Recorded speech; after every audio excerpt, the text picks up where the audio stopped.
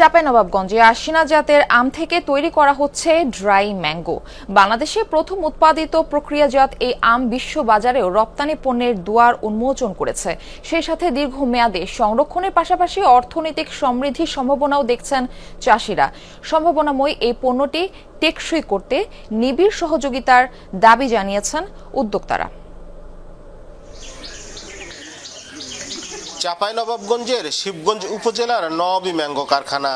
ঘরোয়া পরিবেশে কয়েক ধাপে পরীক্ষামূলকভাবে উৎপাদন করা হচ্ছে ড্রাই ম্যাঙ্গো। বিদেশি সংস্থার অর্থায়নে আমের প্রক্রিয়াজাত পণ্য উৎপাদন দেশে প্রথম। আশিনা জাতের আম দিয়ে রাসায়নিক মিশ্রণ ছাড়াই তৈরি হচ্ছে উৎকৃষ্ট মানের ড্রাই ম্যাঙ্গো।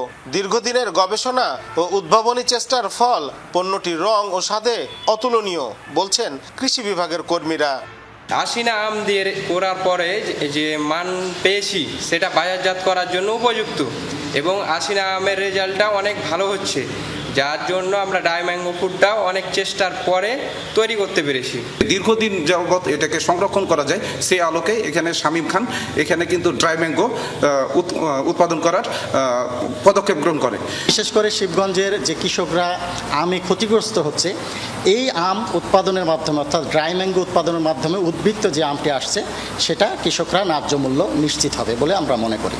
আগামী বছর থেকে এই ড্রাই ম্যাঙ্গো বিদেশে রপ্তানির পরিকল্পনা করছে কারখানা কর্তৃপক্ষ।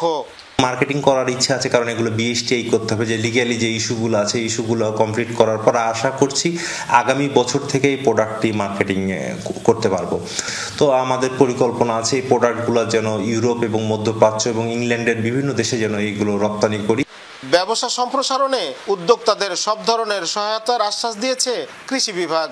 উদ্যোক্তারা এখানে ড্রাই ম্যাঙ্গো তৈরির উদ্যোগ নিয়েছে, তাদেরকে যদি আরও পৃষ্ঠপোষকতা আমরা করতে পারি তাহলে তারা হয়তো আরও উৎসাহিত হবে এবং সেই ক্ষেত্রে আমের যে বাজার এটা আরও বৃদ্ধি পাবে। আমি মনে করি যে এটা আমাদের লোকাল বাজারেও অনেকটা চাহিদা বৃদ্ধি পাবে এবং সারা বছরই এটা চলতে থাকবে।